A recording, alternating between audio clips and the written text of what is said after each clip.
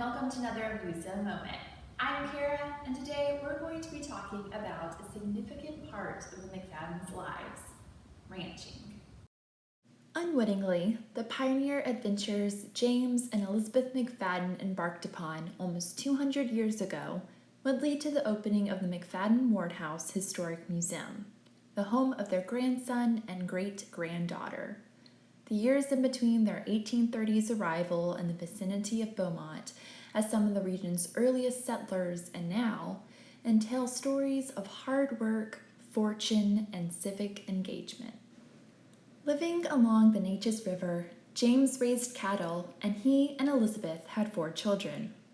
William, their eldest son, carried on his father's enterprise, building an empire of cattle and land. After serving in the Texas Revolution, William received a land grant that would contribute to his holdings. He and his wife Rachel would have 9 children. William Perry Herring, also known as WPH or Perry, was the 7th child of William and Rachel. Like his father and grandfather, he embodied an entrepreneurial spirit. After finishing schooling, WPH worked with his father, helping to expand the family's cattle business and land holdings, and also working to diversify McFaddin interests by involvement in other ventures such as rice farming and milling, meat packing, fur trapping, and commercial real estate. The discovery of oil on Spindletop Hill on McFaddin-Ward land would increase the McFaddins' fortunes as well as those of Beaumont. Although WPH had several business interests, he was a cattleman at heart and felt most at home on his ranch.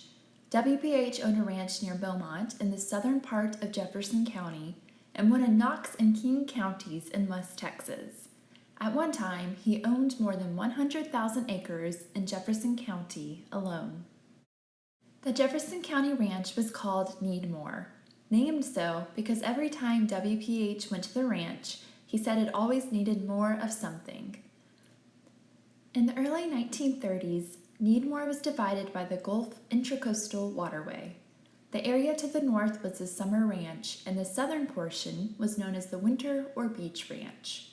This division precipitated the yearly swimming of the herds south to winter pasture and north for the summer.